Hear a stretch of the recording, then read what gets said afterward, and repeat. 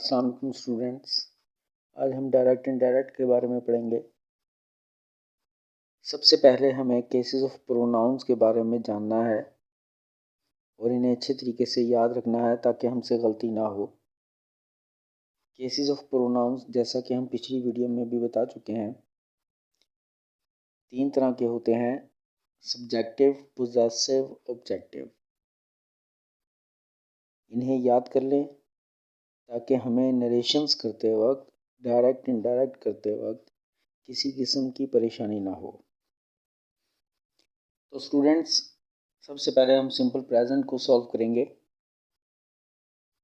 जब हमारे सामने एक नरेशंस डायरेक्ट सेंटेंस लिखा हुआ आए तो हमें देखना है कि इसके 2 हिस्से होते हैं: रिपोर्टिंग स्पीच और रिपोर्टेड स्पीच। पहला हिस्सा और दूसरा हिस्सा, या इस तरह कर लें कि पहला हिस्सा और इन्वर्टेड कॉमास के दरमियान वाला हिस्सा। सॉल्व करने से पहले हमें पहले हिस्से पर ही ध्यान देना होता है। हम देखते हैं कि पहले हिस्से में 3 पार्ट्स हैं। सब्जेक्टिव, जैसे कि यहाँ लिखा है ही सेज टू मी। ही यहाँ पर इस हिस्से का सब्जेक्ट कहलाएगा, सेज टेंस कहलाएगा और मी ऑब्जेक्ट कहलाएगा। अगर पहले हिस्से में टेंस कोई सा प्रेजेंट या कोई सा फ्यूचर हो तो इन्वर्टेड कॉमास में हम सिर्फ और सिर्फ प्रोनाउंस चेंज करेंगे। प्रोनाउंस की चेंजिंग बहुत सिंपल है। अगर आपको केसेस ऑफ प्रोनाउंस याद हैं तो इसको चेंज करना कोई मसला नहीं। अगर मेरे पास सेंटेंस में इन्वर्टेड कॉमास के अंदर आई, माई, मी, वी, ओवर, अस ये 6 लफ्ज़ आते हैं तो मैं उन्हें सब्जेक्ट के साथ चेंज करूँगा हमेशा। और अगर यू, योर, यू ये 3 लफ्ज़ इन्वर्टेड कॉमास के अंदर लिखे होते हैं तो मैं उन्हें ऑब्जेक्ट के साथ चेंज करूँगा। ये प्रोनाउंस की चेंजिंग स्टूडेंट्स हमेशा सेम रहेगी। और थर्ड पर्सन अगर आता है, यानी कि he, his, him, she, her, they, their, them और it, it's, it inverted commas के अंदर लिखा हुआ आए तो वो प्रोनाउंस कभी चेंज नहीं होते हैं।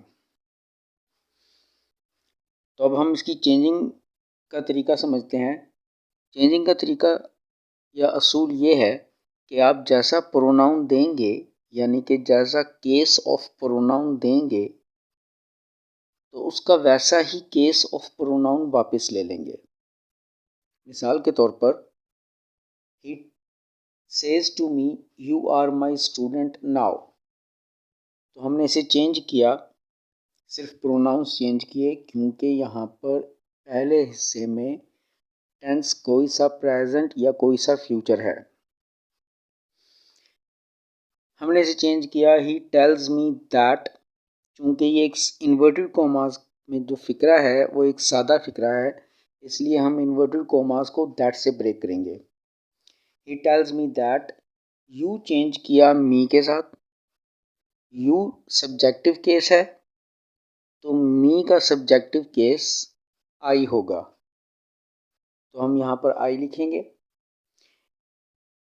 चूँकि हम सिर्फ प्रोनाउंस चेंज कर रहे हैं तो हम टेंस को चेंज नहीं करेंगे। इज, एम, आर वाले टेंस में यू के साथ आर लिखा जाता है तो हम आई के साथ एम लिखेंगे। That I M, my change होगा ही के साथ। माई एक पोजेसिव केस है और उसे हम दे रहे हैं ही को, तो ही का पोजेसिव केस हिज होगा। तो पूरा जुमला बनेगा ही tells me that I am his student now. तो स्टूडेंट्स, हमने सिंपल प्रेजेंट टेंसेस के बारे में समझने की कोशिश की। यहाँ पर दोबारा सुन लें। यहाँ पर अगर रिपोर्टिंग स्पीच में पहले हिस्से में टेंस कोई सा प्रेजेंट या कोई सा फ्यूचर होगा तो हम इन्वर्टेड कॉमास में सिर्फ और सिर्फ प्रोनाउंस चेंज करेंगे।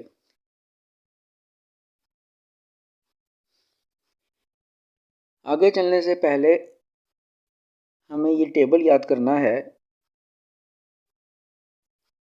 टेंसेस को हम कैसे चेंज करेंगे उसकी तरतीब लिखी है यहाँ पर। प्रेजेंट डेफिनेट पास्ट इंडेफिनिट में चेंज हो जाएगा, is am are was were में, हैज़ हैव हैड में, has been have been had been में, पास्ट इंडेफिनेट पास्ट परफेक्ट में, वाज वर हैड बीन में, हैड ये चेंज नहीं किया जाता, हैड बीन ये भी चेंज नहीं होता, विल और शैल वुड में, कैन कुड में, और मे माइट में। तो स्टूडेंट्स यहाँ पर आपको याद रखना है कि जहाँ पर मैंने टेंसेस के नेम्स लिखे हैं दो जगह पर, present definite change into past indefinite और past indefinite change into past perfect, सिर्फ यहाँ पर आपको फॉर्म ऑफ वर्ब चेंज करनी है। जहाँ पर मैंने हेल्पिंग वर्ब्स लिखी हैं बाकी तमाम जगह पर, वहाँ पर आपको पहले से लिखी हुई फॉर्म ऑफ वर्ब को चेंज नहीं करना। चलिए इसे देखते हैं कि इसे कैसे अप्लाई करेंगे हम। डायरेक्ट इनडायरेक्ट करते वक्त, नरेशंस को सॉल्व करते वक्त हमें ये बात सबसे पहले याद रखनी है कि हम तमाम सेंटेंसेस को जो इन्वर्टेड कॉमास में हैं सेंटेंसेस वाइज सॉल्व करते हैं कि ये सिंपल है यानी कि असर्टिव है, नेगेटिव है, इंटरोगेटिव है, इंपेरेटिव है, एक्सक्लेमेटरी है या ऑप्टेटिव है। हम इस लिहाज से इन्हें सॉल्व करते हैं।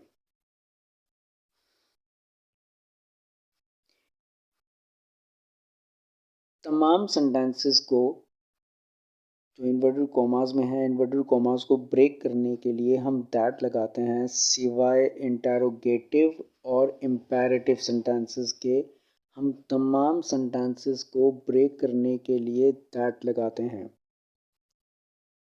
क्योंकि स्टूडेंट्स को इन इन्वर्टेड कॉमास को ब्रेक करने में बहुत ज़्यादा परेशानी होती है, तो ये एक सादा सा रूल है कि हम तमाम सेंटेंसेस में दैट लगाते हैं सिवाय इंटरोगेटिव और इम्पेरेटिव के। इम्पेरेटिव सेंटेंसेस को ब्रेक करने के लिए हम टू लगाएंगे। इंटरोगेटिव सेंटेंसेस में हम इफ़ या WH फैमिली का कोई लफ्ज़ ही नीचे उतार कर इन्वर्टेड कॉमास को ब्रेक कर लेंगे। देख लें कि हमने पहले क्या किया, सिंपल प्रेजेंट टेंसेस में क्या किया और फिर सिंपल पास्ट टेंसेस में क्या करने वाले हैं। ही सेज टू मी, ये हमने अभी पहले किया सिंपल प्रेजेंट टेंसेस में। He says to me you are my student now. He tells me that I am his student now.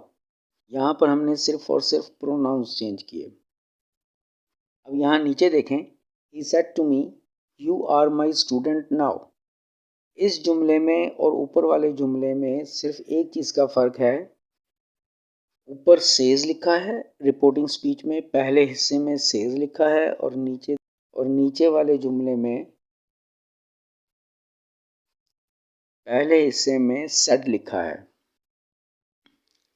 अब सेड के आ जाने से हम प्रोनाउंस तो चेंज करेंगे ही और उसी रूल के मुताबिक करेंगे। अब हम नियरनेस के वर्ड्स भी चेंज करेंगे, टेंस भी चेंज करेंगे। नियरनेस के वर्ड्स की चेंजिंग का तरीका ये होगा कि अगर इन्वर्टेड कॉमास में नाउ आ जाए तो वो देन में बदल जाएगा, दिस आ जाए तो दैट, हेयर देयर में, अगो बिफोर में, दस सो में, यस्टरडे द प्रीवियस डे में, टुमारो द नेक्स्ट डे में। तो अब देखें स्टूडेंट्स, हम इसको चेंज कैसे करेंगे। सिर्फ पहले हिस्से में सेड आने से हम प्रोनाउंस भी चेंज करेंगे, टेंस भी चेंज करेंगे और नियरनेस के वर्ड्स भी चेंज करेंगे। तो हम इसको सॉल्व करेंगे। He told me that, pronouns की चेंजिंग मैंने पहले ही कहा था आपको कि हमेशा सेम रहेगी जैसे ही पहले की हमने सिंपल प्रेजेंट टेंस में। आई यू चेंज किया मैंने मी के साथ, तो आई आ गया। इज एम आर बदल जाता है वाज वर में, तो आई वॉज। माई चेंज किया ही के साथ, तो हिज आ गया। I was his student.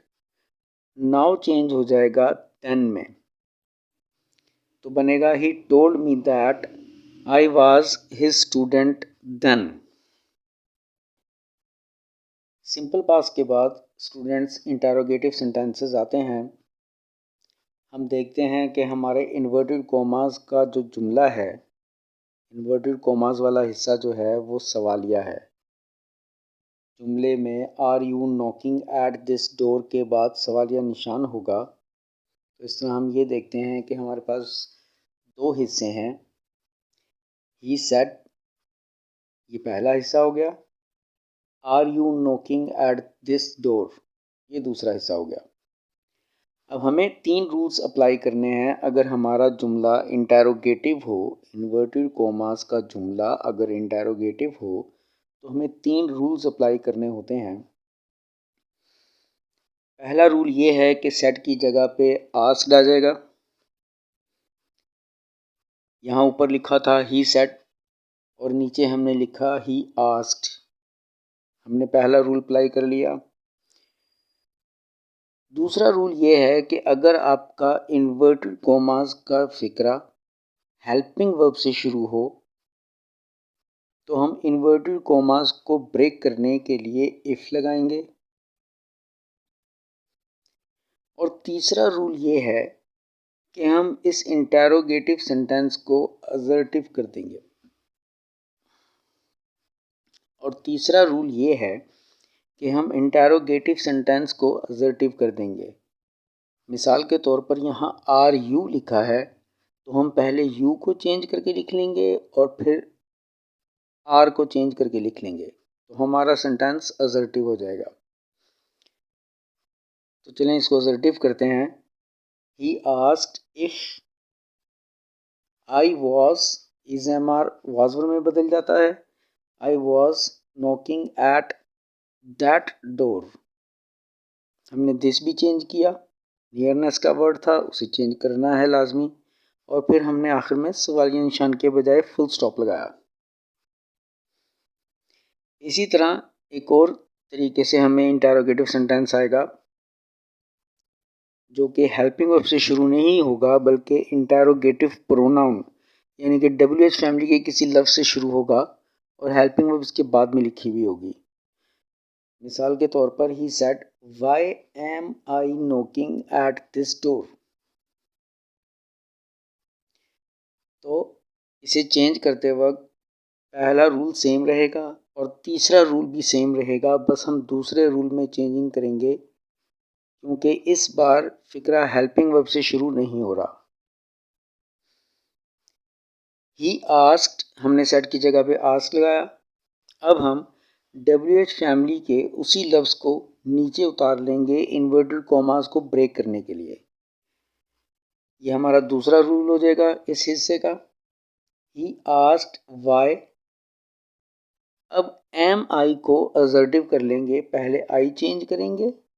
I change किया हमने ही के साथ। आई सब्जेक्टिव केस है तो ही भी एक सब्जेक्टिव केस है, इसलिए हमने ही लिखा। इज एम आर को चेंज कर लिया वाज वर में, तो ही के साथ वाज लिखा जाता है। Why he was knocking at that door, और आखिर में हमने फुल स्टॉप लगा दिया।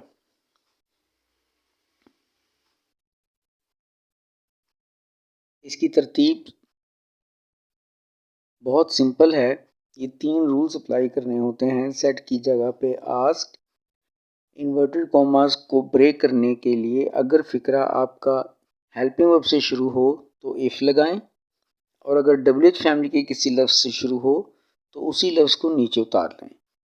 तीसरा रूल कि आपको आपका जुमला सादा बनाना होता है, सिंपल बनाना होता है।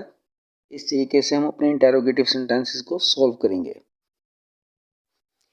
इम्पेरेटिव सेंटेंसेस को सॉल्व करते वक्त हमें 3 बातों का ख्याल रखना है। तीन बातें ये कि कौन किसको क्या कह रहा है। मिसाल के तौर पर बहैसियत उस्ताद अगर मैं कहता हूँ कि किताबें खोलें, ओपन योर बुक्स, तो ये एक ऑर्डर होगा। अगर मैं आपसे कहता हूँ कि मेहनत किया करें तो ये एडवाइस होगी। अगर मैं आपसे कहता हूँ कि पानी पिला दें तो ये एक रिक्वेस्ट होगी। तो हमें ये बात याद रखनी है कि कौन किसको क्या कह रहा है। इम्पेरेटिव सेंटेंसेस को सॉल्व करने के लिए हमें याद रखना है कि कौन किसको क्या कह रहा है। यहाँ पर पहला जुमला है she said tell the truth. अब हम यहाँ लिखेंगे शी एडवाइज्ड सेड की जगह पर। इम्पेरेटिव सेंटेंसेस को ब्रेक करने के लिए हम टू लगाएंगे और आपको पता होना चाहिए कि टू के बाद हमेशा वर्ब की पहली फॉर्म ही लिखी जाती है।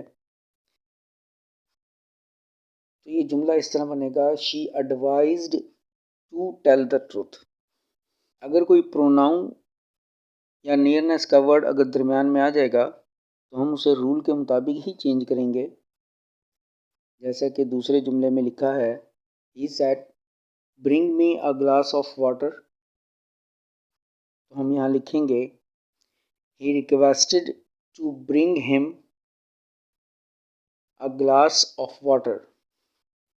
हमने यहाँ पर प्रोनाउन चेंज किया, मी को चेंज किया ही के साथ, इसलिए हमने हिम लगाया। इसी तरीके से इम्पेरेटिव सेंटेंसेस में he said do not sit here, अगर फिक्रा डू नॉट से शुरू होगा तो हम सेड और डू नॉट की जगह पे फोरबेड लगा देंगे। He forbade to sit there, here change हो जाएगा और यहाँ पर देयर आ जाएगा। एक्सक्लेमेटरी सेंटेंसेस में हम यहाँ पर तीन तरह के जुमले पढ़ेंगे जो कि आपकी एक्सरसाइज में होंगे। He said hurray we have won the match. Students, आपको पता होना चाहिए कि हुर्रे लफ्ज़ जो है वो खुशी के मायनों में, खुशी के इजहार के लिए इस्तेमाल किया जाता है। तो हम सेड और हुर्रे की जगह पे ही एक्सक्लेम्ड विद जॉय लिखेंगे, यानी कि जहाँ पर आपके पास हुर्रे लफ्ज़ आएगा इन्वर्टेड कॉमास में तो आप सेड और उस हुर्रे की जगह पे ही एक्सक्लेम्ड विद जॉय लिखेंगे। एक्सक्लेमेटरी सेंटेंसेस में इन्वर्टेड कॉमास को ब्रेक करने के लिए दैट लगाते हैं। हमने वी चेंज किया ही के साथ तो दे आ गया। हैज़ हैव हैड में बदल गया, यानी कि बाकी का जुमला हम नॉर्मल तरीके से सॉल्व करेंगे जैसा कि हमने सिंपल पास्ट टेंस में सॉल्व किया था सेकंड एक्सरसाइज में। He exclaimed with joy that they had won the match. इसी तरीके से स्टूडेंट्स अलास या आहमी अफसोस के मायनों में इस्तेमाल किया जाता है। तो he said alas I have lost the match। तो अलास तक के जुमले को सॉल्व करने के लिए हम लिखेंगे he exclaimed with sorrow। Inverted commas को ब्रेक करने के लिए लिखेंगे दैट और बाकी के जुमले को नॉर्मल तरीके से सॉल्व करेंगे। आई चेंज होगा ही के साथ तो ही आ जाएगा। हैज़ हैव चेंज होगा हैड में तो यहाँ बनेगा that he had lost the match. अब स्टूडेंट्स एक्सक्लेमेटरी सेंटेंसेस में हैरत के इजहार के लिए भी जुमले आते हैं। मिसाल के तौर पर he said what a beautiful piece of art. तो हम यहाँ पर इस एक्सक्लेमेटरी सेंटेंसेस कोई इस तरह के लिखे हुए हों तो हम उस जुमले को भी असर्टिव बनाएंगे। तो उसका तरीका ये होगा कि he exclaimed with wonder that, अब इसको सादा बना लेंगे, it was a very beautiful piece of art.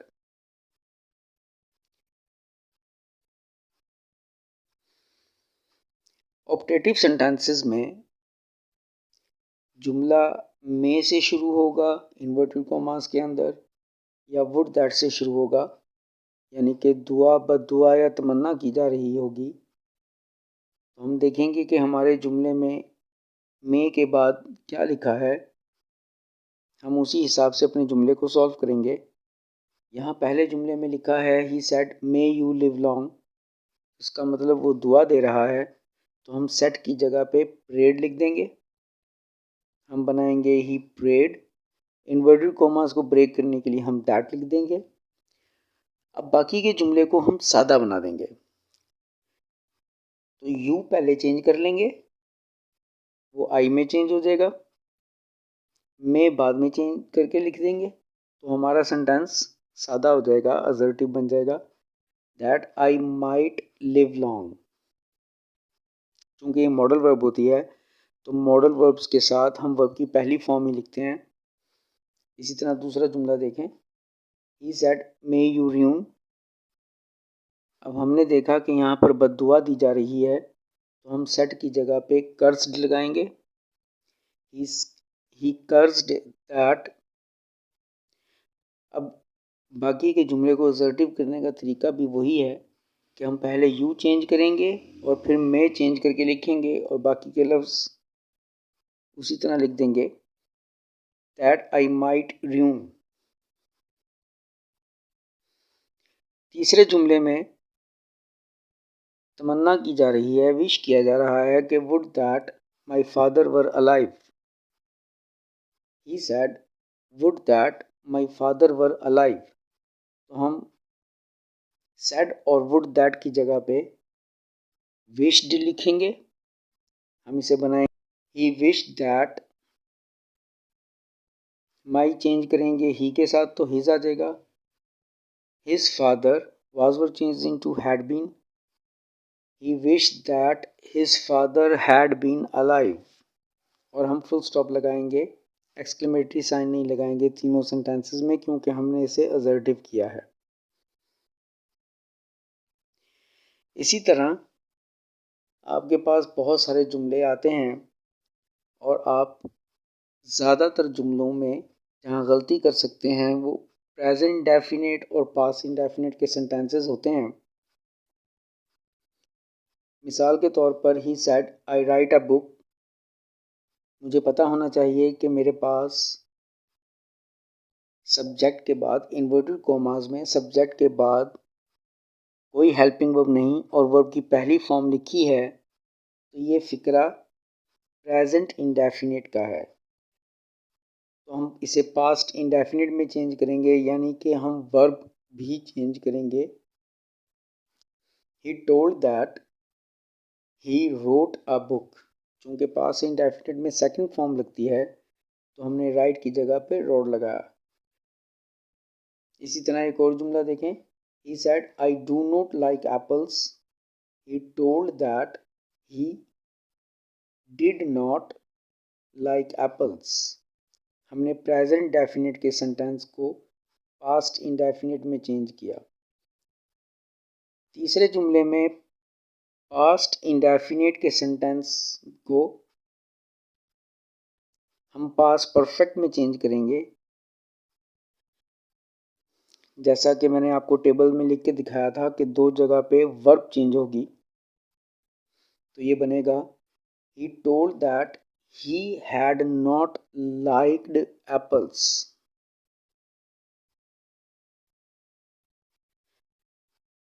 अब इंटेरोगेटिव सेंटेंसेस में स्टूडेंट्स ज़्यादातर गलतियां इसलिए करते हैं कि जब उनके पास प्रेजेंट इंडेफिनिट या पास्ट इंडेफिनिट का जुमला आता है और उसे जवाब में इनडायरेक्ट करते वक्त आपको सादा फिक्रा बनाना होता है, तो इसका सीधा सीधा रूल ये है, अगर आपके पास इन्वर्टेड कॉमास में डू, डज या डिड लिखा हुआ आ जाए तो आप उसे इग्नोर कर देंगे। मिसाल के तौर पर यहाँ लिखा है he said do you know him. चूँकि एक सवालिया फिक्रा है, हम वो तीनों रूल अप्लाई करेंगे जो हमने इंटेरोगेटिव सेंटेंस में अप्लाई किए थे।